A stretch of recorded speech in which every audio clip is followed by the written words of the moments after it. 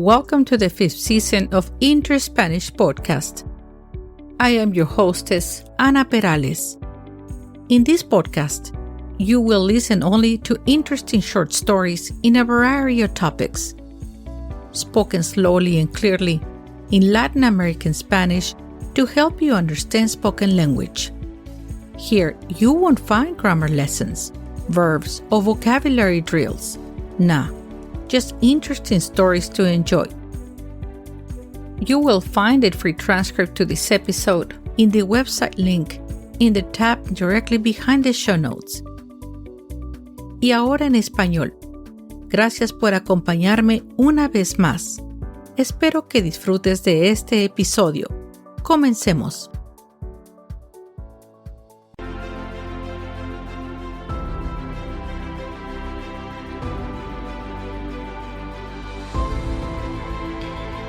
Yo soy un río. Voy bajando por las piedras anchas y las rocas duras. Hay árboles a mi alrededor sombreados por la lluvia. Yo soy un río. Bajo cada vez más furiosamente, más violentamente. Yo soy un río cristalino en la mañana. A veces soy tierno y bondadoso. Me deslizo suavemente por los valles fértiles. Doy de beber miles de veces al ganado y a la gente dócil. Yo soy el río.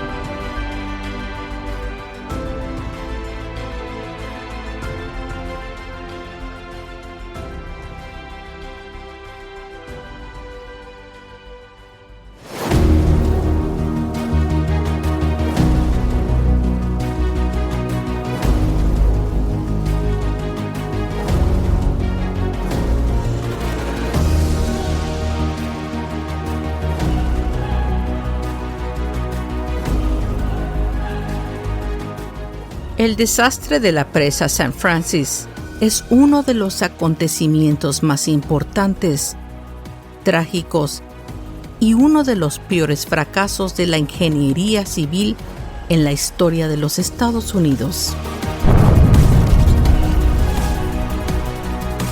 En la noche del 12 de marzo de 1928, la presa, ubicada en el cañón de San Francisquito, aproximadamente a 40 millas al noroeste de Los Ángeles, falló catastróficamente.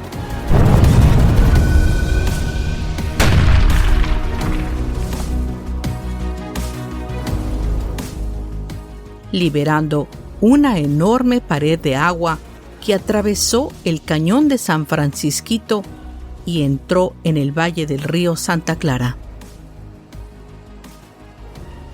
El desastre provocó la pérdida de cientos de vidas y causó grandes daños en la región, dejando una huella imborrable en la historia del sur de California.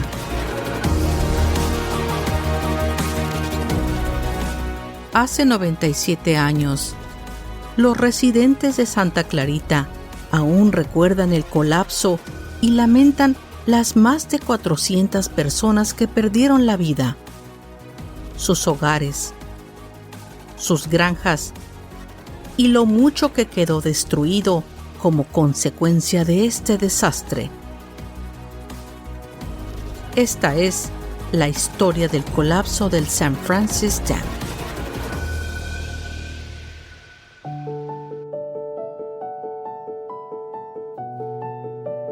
La presa San Francis fue un componente crucial del ambicioso proyecto del Acueducto de Los Ángeles, de William Mulholland. Diseñado para satisfacer las necesidades de agua de la floreciente ciudad, el Acueducto Owens Valley fue diseñado y construido por el Departamento de Agua de la ciudad, por entonces llamado The Bureau of Los Angeles Aqueduct, bajo la supervisión del ingeniero jefe del departamento, William Mulholland. Gracias al proyecto, Mulholland se volvió tan famoso que la ciudad incluso nombró una calle en su honor. En 1908, el acueducto de Los Ángeles se construyó sobre una distancia de 230 millas, que en ese entonces era el acueducto más largo del mundo. Fue edificado para transportar agua a través de un túnel de hormigón o concrete, desde el río Owens, localizado en la ladera oriental de la Sierra Nevada, hasta la ciudad de Los Ángeles, California. La ciudad creció a grandes rasgos a finales del siglo XIX y comenzó rápidamente a sobrepasar su suministro de agua y su necesidad de la misma. Y es por esta razón que el acueducto fue creado en primer lugar. Por eso mismo, no se puede negar que sin una fuente de agua viable, Los Ángeles no podría haberse convertido en la segunda ciudad más grande de los Estados Unidos. El proyecto se completó en 1913 sin contratiempo y continúa operando hasta el día de hoy. En los primeros años de Los Ángeles, la ciudad obtenía el agua de Los Angeles River, que corre por 51 millas desde Canoga Park en el Valle de San Fernando y cruza el centro de Los Ángeles y llega a Long Beach y San Pedro Bay. Era durante el proceso de la construcción del acueducto que Mulholland comenzó a considerar una sección del San Francisquito Canyon como un sitio adecuado para la construcción de la presa. La construcción de la presa comenzó en 1924 y se completó en 1926. El objetivo principal de la presa de San Francis era el de almacenar agua del Valle de Owens que provenía de los deshielos de las montañas de la Sierra Nevada. Diseñado para proporcionar un suministro de agua confiable a la ciudad de rápido crecimiento para satisfacer las crecientes demandas de agua de la ciudad de Los Ángeles. La presa estaba ubicada aproximadamente a 40 millas al noroeste del centro de Los Ángeles, en el cañón de San Francisquito, a apenas unas cuantas millas al noroeste de lo que es hoy el parque de diversiones Six Flags Magic Mountain en Valencia. Con 205 pies de alto y 700 pies de largo, la presa de gravedad de hormigón curvo fue vista como una maravilla de la ingeniería de su época. Sin embargo, en retrospectiva, estuvo plagado de fallas de diseño y debilidades estructurales. La presa jugó un papel crucial en el sistema de almacenamiento de agua de la región, asegurando que la ciudad tuviera un suministro constante y suficiente de agua para satisfacer su creciente población y sus necesidades industriales. Todo parecía que Mulholland había logrado gobernar sobre la naturaleza. Pero hubo señales tempranas de que eso solo era una fantasía.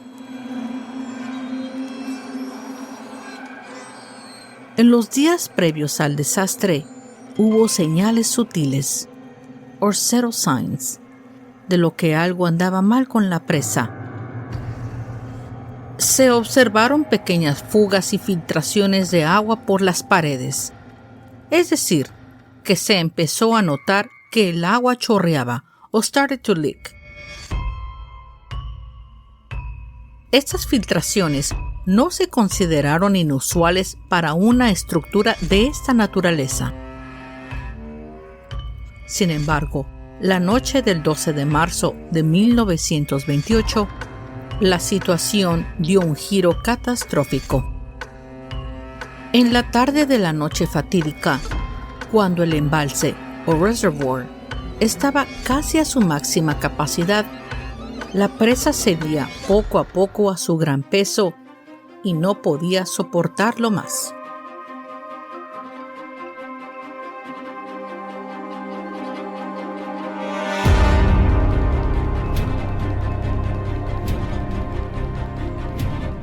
Aproximadamente a las 11:57 de la noche, Del 12 de marzo de 1928, la presa San Francis falló sin previo aviso y el enorme muro se derrumbó.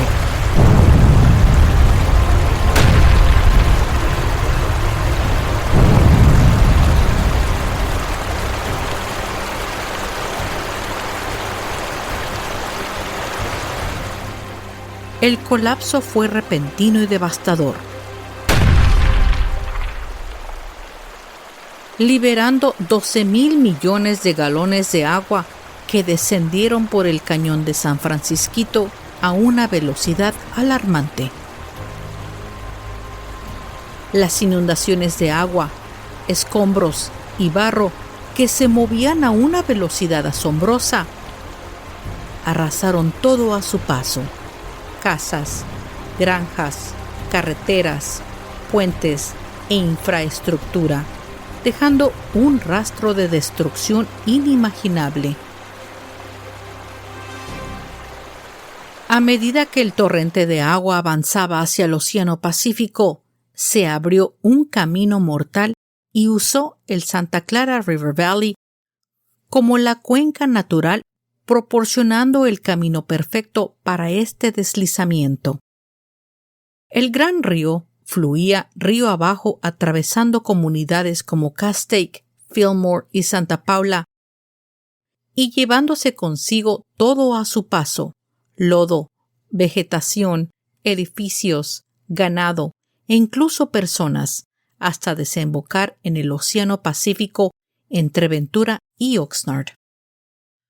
Con cada parada, el agua recogía más escombros, más árboles y más víctimas. Los pocos afortunados que sobrevivieron al aplastamiento inicial se agarraron a cualquier cosa que pudiera flotar: colchones, árboles, techos, etc. En ese entonces no había nada parecido a un sistema de advertencia avanzado que podría haber proporcionado a los residentes río abajo de la corriente del agua y darles el tiempo para evacuar. En cambio, las operadoras telefónicas llamaron a las comunidades en el camino del agua y los oficiales en motocicletas corrieron hacia las comunidades en peligro. No se sabe exactamente cuándo William Mulholland supo lo que había sucedido. Francamente, no hizo ninguna diferencia. No había nada que él pudiera hacer. Cuenta la leyenda que cuando finalmente llegó la llamada, oró en voz alta: Dios, no permitas que nadie muera. Por favor, Dios mío, no permitas que el desastre mate a la gente. Cuando Mulholland y otros llegaron al lugar, alrededor de las 2:30 de la mañana, rápidamente dieron cuenta de la magnitud del daño. Mulholland dijo más tarde: Vimos de inmediato que la presa estaba completamente destruida y la inundación torrencial de agua del embalse había dejado un registro atroz de muerte y destrucción en el valle. El agua continuó su camino mortal un día más, hasta alrededor de las 5:30 de la mañana al día siguiente.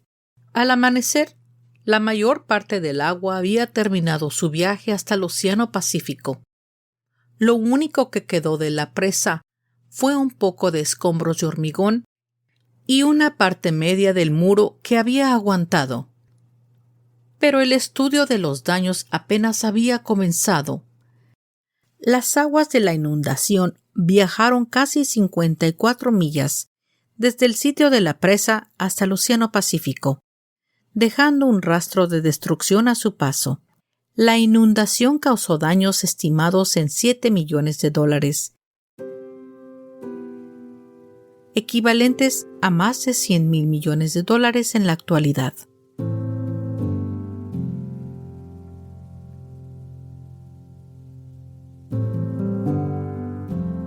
Familias enteras fueron arrastradas mientras dormían y se encontraron cadáveres por todo el área donde el río había pasado. Comunidades enteras quedaron devastadas y el número de muertos fue asombroso. Se desconoce el número exacto de víctimas, pero las estimaciones del número de vidas perdidas oscilan entre aproximadamente 400 y más de 600.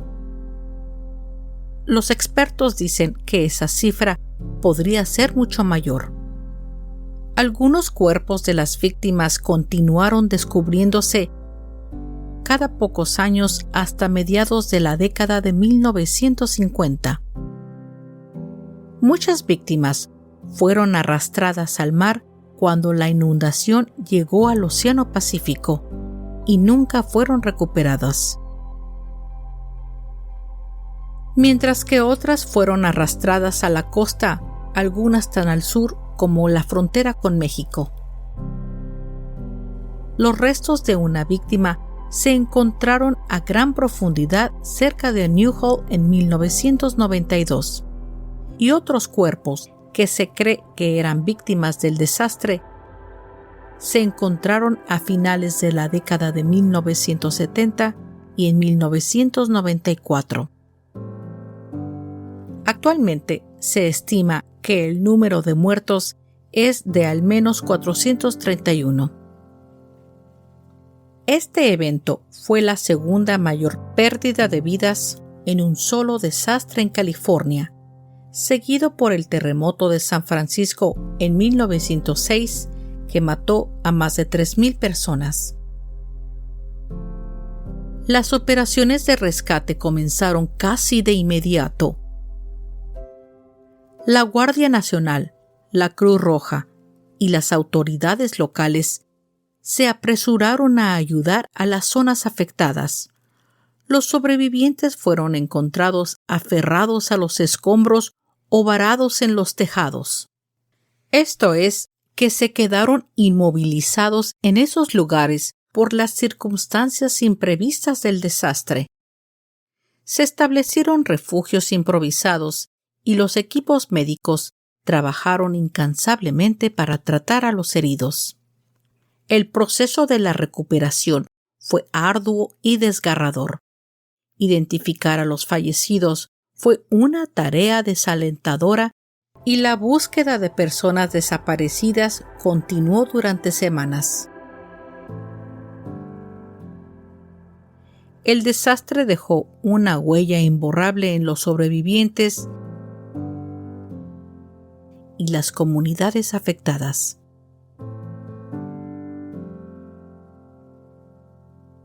Después del desastre, solo una sección de la pared de la presa quedó erecta en su lugar y fue llamada The Tombstone, debido a su descripción, tal como una lápida en un cementerio.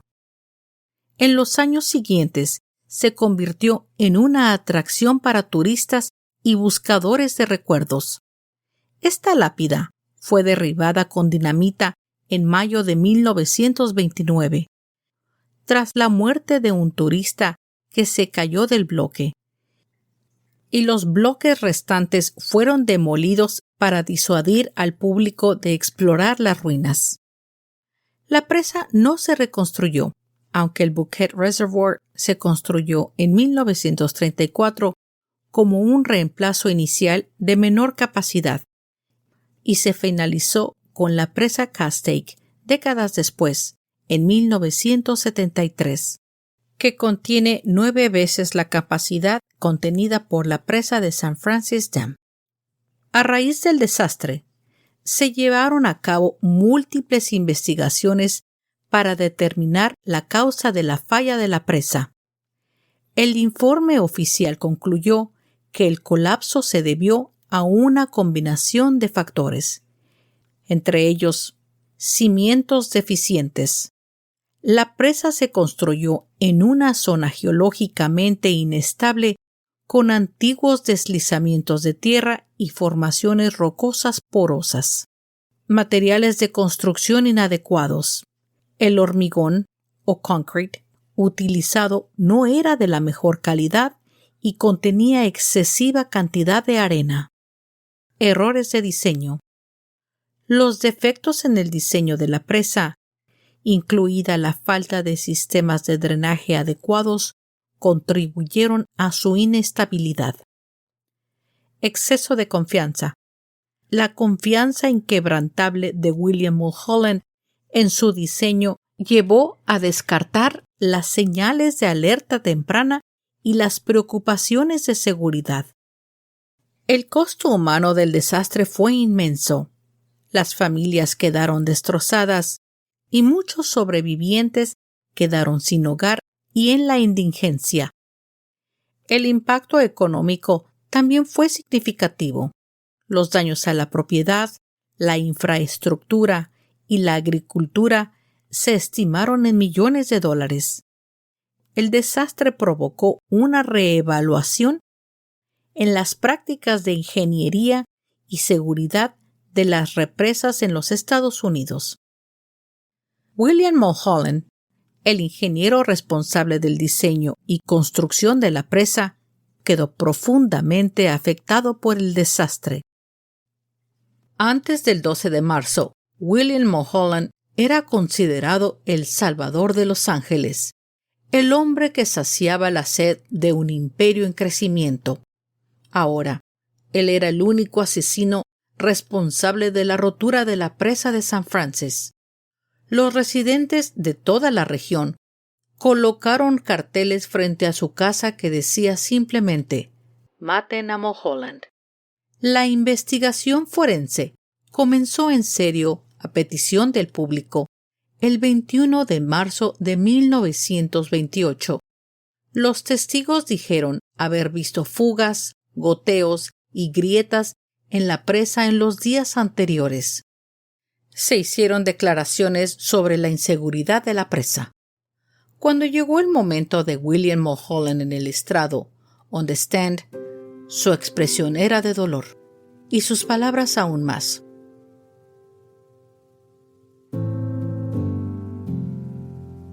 No culpen a nadie más. Simplemente échenme toda la culpa a mí. Si hubo un error en el juicio humano, yo era el humano, y no intentaré echarle la culpa a nadie más. En ocasiones como esta, envidio a los muertos. Mulholland intentó dejar su puesto como jefe ingeniero, pero la junta se negó. Después de semanas de entrevistas, la investigación absolvió a Mulholland de cualquier cargo, pero declaró que la construcción y operación de una gran presa nunca debe dejarse al juicio exclusivo de un solo hombre, sin importar cuán eminente sea. El informe de la comisión se publicó unas semanas más tarde en abril, y aunque no culparon a Mulholland de ningún delito intencional, muchos todavía lo culparon por su negligencia, falta de capacitación formal en ingeniería y su arrogancia, pues decían que creía que podía controlar el inmenso poder del agua. Pasarían 68 años antes de que Mulholland fuera exonerado. En 1995, el ingeniero geólogo J. David Rogers concluyó en su libro The San Francisco Dam Disaster Revisited que la presa se había construido parcialmente en un antiguo lugar de deslizamiento de tierra, que se desplazó bajo el enorme peso de la presa, dijo Rogers en una entrevista con el LA Times. Teniendo en cuenta que la tecnología disponible en ese momento, no había manera de que él o cualquiera de las personas que trabajaban para él hubieran sabido acerca de este gigantesco deslizamiento de tierra. El desastre de la presa San Francisco provocó cambios significativos en las normas de ingeniería civil, la seguridad para la construcción y el mantenimiento de la presa. La tragedia subrayó la importancia de realizar estudios geológicos exhaustivos, protocolos de inspección rigurosos y mecanismos de supervisión más estrictos. Los ingenieros y diseñadores se volvieron más cautelosos y minuciosos al evaluar las condiciones geológicas y los riesgos potenciales. Esta tragedia sigue siendo un conmovedor recordatorio de las posibles consecuencias de las fallas de ingeniería y la importancia de la vigilancia en el diseño, la construcción y el mantenimiento de la infraestructura crítica, y su legado sirve como un testimonio de la necesidad de un compromiso continuo con la seguridad y la innovación en la ingeniería. Estos cambios tenían como objetivo prevenir desastres similares en el futuro y garantizar la seguridad de las comunidades que viven cerca de las represas.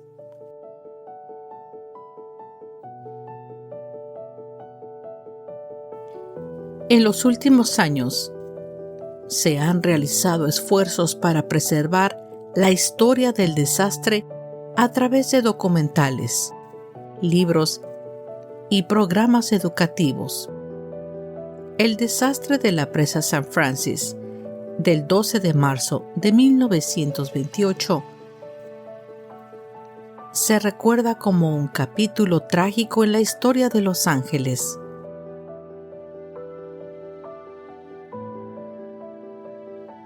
Se han erguido varios monumentos y placas para honrar a las víctimas y educar al público sobre el evento, y se sigue honrando la memoria de quienes perdieron la vida en el desastre.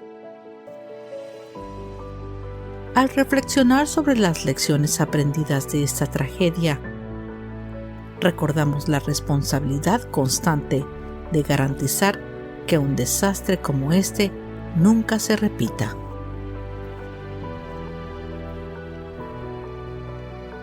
La memoria de la tragedia de la presa y el sacrificio de aquellos que perecieron debe seguir siendo una fuerza impulsora para garantizar que tales desastres no vuelvan a ocurrir. La historia nos recuerda que, aunque no podemos controlar completamente la naturaleza, podemos y debemos controlar nuestra preparación y respuesta a sus desafíos inevitables.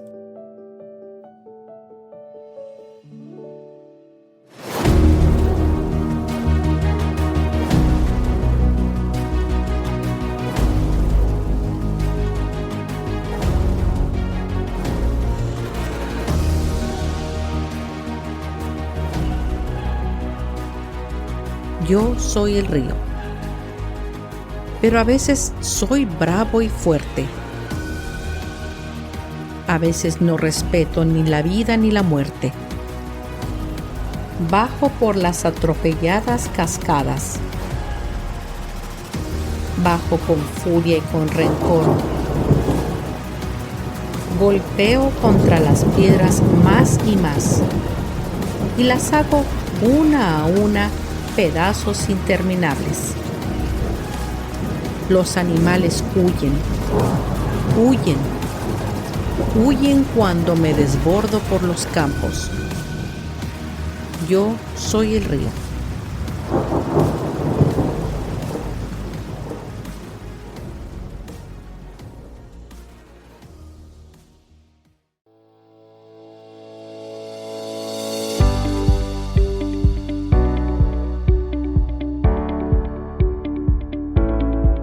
Hemos llegado al final de este episodio y quiero agradecerte el que me hayas prestado tu atención y escuchado hasta el final. Yo espero que hayas disfrutado de esta narración y quiero invitarte a que entres a mis redes sociales de InterSpanish. Ahí encontrarás más información y algunas fotos sobre los episodios. También puedes comentar, hacer preguntas y comunicarte conmigo. Si te gustaría ver los videos de estos episodios, entra a mi canal de YouTube, donde podrás disfrutarlos en español con subtítulos en inglés. Creo que te van a fascinar. Suscríbete, hazle like y comenta. Y dime qué piensas. Yo te lo voy a agradecer. Espero me acompañes al próximo episodio de InterSpanish. Hasta pronto.